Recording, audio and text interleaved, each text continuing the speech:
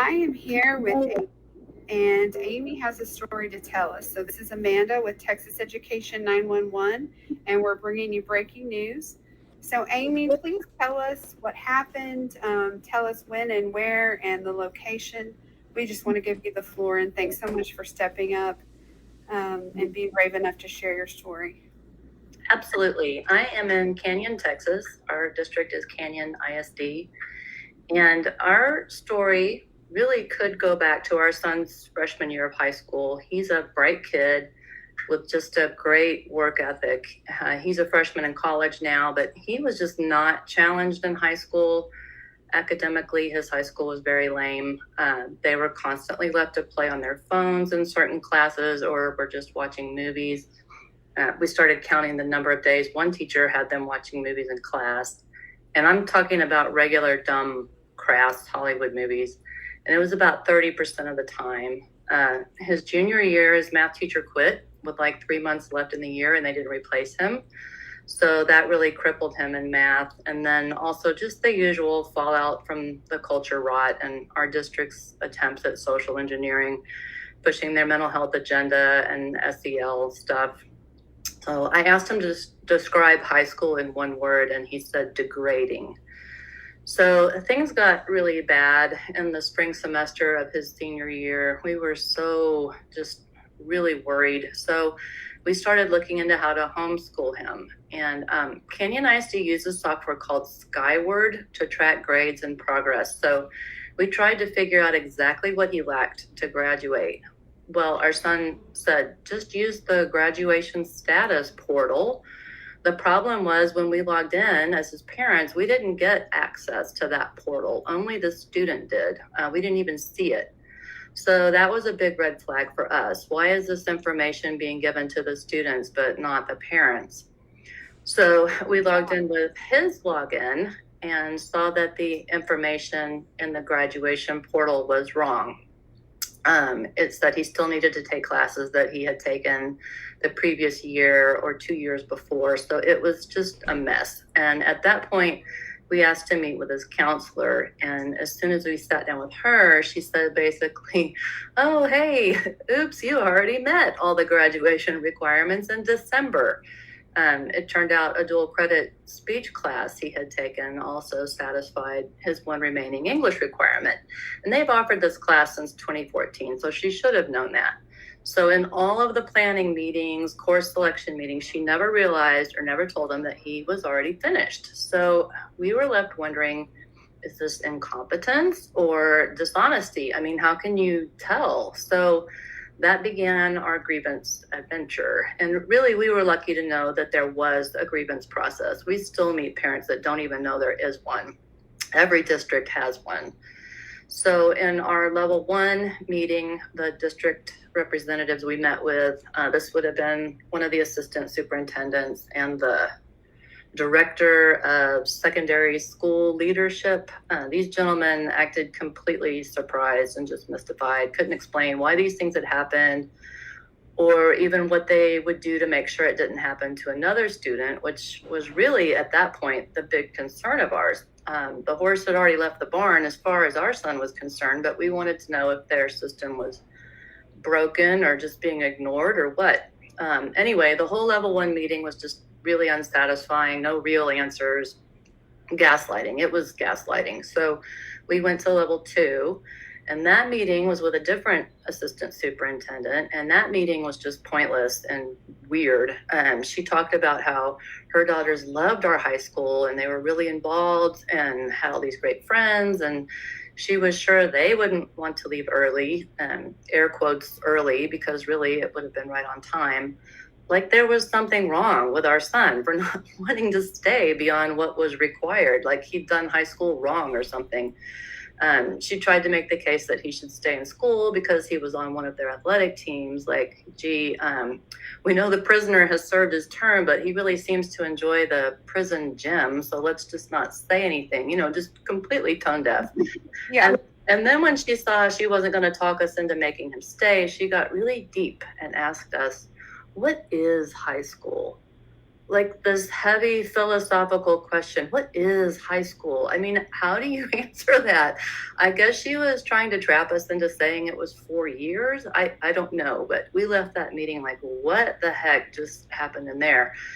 And, it needs to be said that during the grievance process, for anyone contemplating it, that a district is going to go out of its way to try to frustrate you. So, for example, our district makes you physically go to the administration building to get the grievance form. And then you have to wait for the right employee to come up and have you sign her form that says you received the grievance form. So since we went to level 3, we had to go up there 3 times and do their little drill. And these forms should be on their website. This is purely an intimidation tactic. Oh. Another thing was that our son was 18 at the time we started the grievance process, so a legal adult. Right before the level 2 meeting, someone called us and told us that he had to be there at the level 2 meeting because they had very strict policies about that. And she said, we can't even give you his transcript without his permission. And I said, that's funny because his presence wasn't required at the level 1 meeting, and they gave us a copy of his transcript. So I told her that our son was working full time now, and he was not going to be there. He had lost enough time to Canyon ISD, but she kept insisting that he had to be there.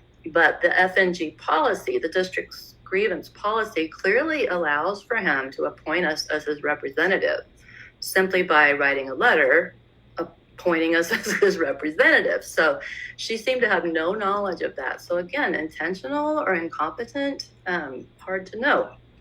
Oh, and a few weeks later, I was able to pick up his diploma, his official transcript, and his shot record from the district with no questions asked other than what's your student's name, which was just sort of a head scratcher. Anyway, so much for their very strict policies. So in our grievance, we asked questions that were very straightforward.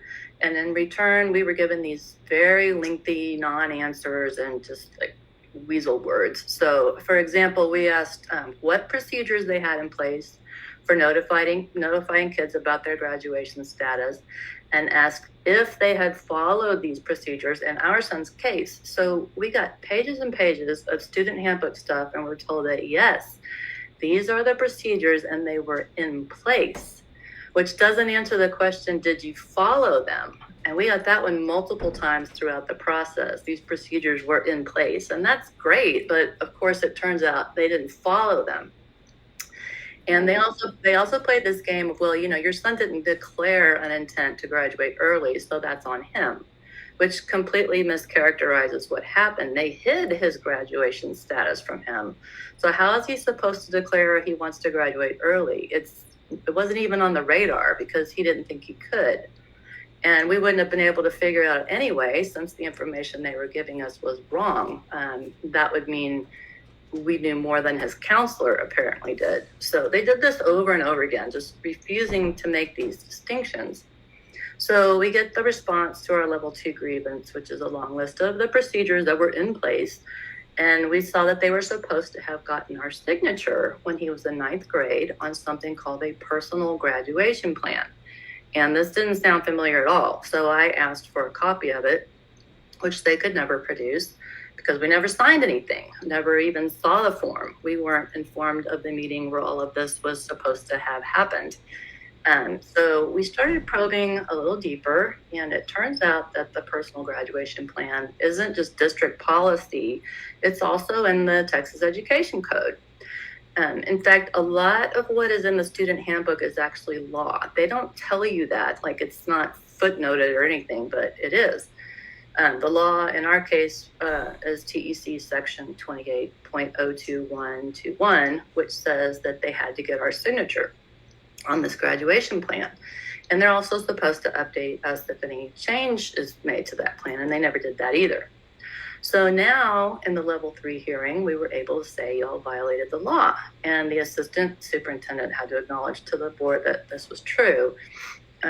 One trustee, bless her, had the presence of mind to ask if they had violated this only in our son's case or if they had fumbled it for the entire class. And she admitted that they had failed to do it for the entire class of 2022.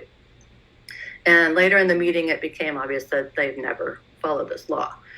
So then the assistant superintendent told the board that she didn't believe students should be told that they fulfilled the graduation requirements early, which we find completely shocking and really just immoral. Here we had an 18-year-old young man who was miserable at their school, going crazy with boredom, who could have gotten a full-time job or started college or literally done anything else with his life that he wanted to.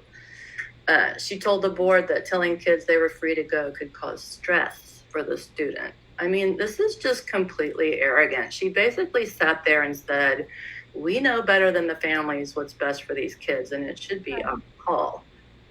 Wow. Yeah. So as one of the remedies in our grievance, we asked for a written apology from the district to our son for wasting his time those 9 weeks instead of graduating him. We taught him when he screws up to own it and apologize and make it right. So it was important to us that he see his leaders doing the same. Instead, he got a handwritten note from the assistant superintendent, and she basically said, your parents said you feel like we wasted your time. I don't think we did, though. Sorry you feel that way. You make me sad. It was in no way an apology. We never got one. And, you know, I told the school board in dollars how much he could have earned in those 9 weeks at his job, which was $4,800, which is a big deal for a kid saving for college. Yeah, absolutely. Just to illustrate, there were consequences for what they did. And one trustee was like, we can't give you money. I mean, I wasn't asking for it. I was making a point. But it seemed to go right over their heads. And you know, they made money off him every day he was enrolled. They would have made somewhere in the neighborhood of $3,000 for having him enrolled that whole semester. So hiding his status cost him money and made them money. And I suspect that was the real motivation. So at that point, we're thinking, these people, I mean, are they incompetent? They just flat out don't care. Either way, somebody needs to answer for this and be held accountable. So we started looking into how to pursue things with TEA. So in trying to gather evidence, I asked for a recording of the level 3 hearing, which they're supposed to make by law. I got an email from the superintendent saying that because we asked for a closed meeting, they can't record it, which is just a flat lie. He told me that they had elected to do a certified agenda instead, which is an actual option for them, but he couldn't give that to me because he'd be breaking the law, even though I was in the room. So I had their admission, but I couldn't prove it. And the certified agenda they had was an absolute joke. It didn't meet any of the requirements of a certified agenda. It was called Board President's Hearing Guide, and it had stuff like, today is July 11th, and the time is fill in the blank PM, you know, and it wasn't filled in. It had statements that addressed Mr. and Mrs. fill in the blank. And my husband wasn't even there at the hearing because he was sick. So it was prepared ahead of time. It was not a representation of any testimony at all. So we have no record of that hearing. So now this is significant. There was one trustee absent from that meeting, the level 3 hearing. So she had no firsthand knowledge of any of the testimony, and she had no record to go by. Yet it was she, a few days later, who made the motion to uphold our level 2 decision and voted to uphold it. Now, what information would she have used to form her opinion? She wasn't there, and there was no record. So hearsay. So I asked her those questions, and she did call me a few days ago. Nothing's ever in writing with these people. You have to record every conversation. And she said it was her understanding that no new information can be added to a grievance after level 1. So she was just going by that record. So she missed the assistant superintendent admitting to violating the education code. She missed all of my testimony about what had transpired since level 1. And she still felt justified in upholding our level 2 decision. So I don't know. She must think the grievance process is really odd having 3 levels like that, because I mean, one's enough, right? So yeah, it just really illustrates how some of our board members just rubber stamp whatever the district hands them. I don't understand why these trustees take what the district tells them and just roll with it. They're supposed to be holding them accountable. But I don't think they knew who are the foxes and who are the hens. So anyway, I filed a complaint with the TEA, and it's still pending all these months later, 7 months later. We also began the process to appeal the board's decision. And in that, you get to represent yourself before a judge and against a paid attorney, paid with your money, who can do this stuff in her sleep because she knows she's going to win. And so, to make a long TEA appeal story short, our appeal was thrown out because they claimed TEA had no jurisdiction, which makes no sense to me at all. How does the TEA not have jurisdiction over a district violating Texas education law? I'm waiting for someone to please explain that to me. They also ruled that our case was moot because our son had already graduated. And this is something everybody needs to understand. You start out looking for justice, for a wrong to be righted, for someone to be held accountable, something punitive to happen, but that is not how any of this works. The TEA seems to only serve to ensure that the district corrects the thing they did wrong. So the only remedy they could offer in our case would be to get our signature on our son's personal graduation plan, which was the thing they didn't do in the first place. And of course, that makes no sense because he's done. He's graduated already. It's like the TEA is saying, gee, it's too bad they stole your lunch money, but you don't eat lunch there anymore. So there's really nothing we can do. And the commissioner didn't have anything to say about the board not keeping a record because it didn't have any bearing on our case because it was already moot. So none of the district's failings and violations matters. Absolute kangaroo court. So in the end, the district and the board can violate any rule or law they want, pretty much knowing that nothing is going to happen to them. And in our son's case, Canyon ISD violated state education law, state administrative law, their own made-up rules, FERPA, Open Meetings Act, and so far they are unscathed, and we got nothing for our time and trouble, not even the simple apology letter. And I think it's the arrogance we encountered all along the way that is the most galling thing about the whole experience. To have the TEA judge hear me testify that our son lost $5,000 in wages because of the district's dealings, that he could have spent that semester in college actually accomplishing something, and then turn around and say to us that we didn't suffer any actual harm. That's just incredible. And he referred to our loss as our family having to make a change of plans. Our jaws just literally dropped, but absolute arrogance from the district, arrogance from the board, arrogance from the TEA. And it was sad for our son to see that his leaders live by a different standard than the rest of us, even though they know they caused him actual measurable harm. But that's reality, I guess. They're not caring about your rights as a parent or about what's best for your child. It was all about their interests. That's right. And the supposed remedies that they offer are just nothing but getting you to chase your own tail. Right. Well, Texas Education 911 volunteers are working with lawmakers to try to help them understand this type of situation and what needs to change in the schools. So what would you say to your lawmakers in the state of Texas? I would say that they represent me, not the other way around. And all of these elected officials need to be held accountable for the laws that they're supposed to be subject to, instead of these laws being positively toothless and having no effect in reality. Right. So this is exactly why Texas Ed 911 legislative priorities are so important. So we want to help create a parent ombudsman for education. It's something that we need. It's something that the parents who support this group need to be able to file a complaint directly to the state with one phone call, and a mandatory investigation would be required and would be launched. And then from an outside source. So you're not only having the jurisdiction of the biased school district that is trying to cover their tail. So clearly, school doesn't understand or respect the fundamental rights of parents to direct the upbringing of their children. So Texas 911 is advocating for changes to the Texas Constitution and the Texas Education Code. Right now, the schools are protected by sovereign immunity, and so they have no fear of being sued. And it's almost like they can just do what's safe for them and disregard what's best for the child, disregard what it costs the parent, like they did in your situation. So, absolutely. Yes. Yeah. But thank you so much for coming forward and sharing your story. There are so many stories, even just in your school district and in others throughout Texas.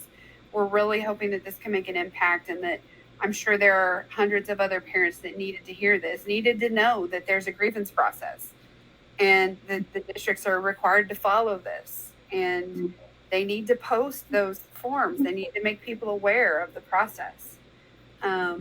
Thanks again for coming forward. Do you have anything in closing that you'd like to say? Oh, you're just so welcome. And we all need to share our stories. We learn from each other, and I just think that's so important. So thanks for going down our grievance rabbit hole with me tonight. I appreciate it. I'm appalled and astounded, but also so grateful that you stepped out, and the example that you are to your son, that he can see that this is what it means to stand up, and to fight for things that are right. And so I applaud you as a parent, and you're an example to me. My kids aren't in high school yet, but one day they will be, and I have a shining example of what it means to stand up for them. Well, so thank you so much. That means a lot. Thank you. Thanks for all the work you're doing. Absolutely.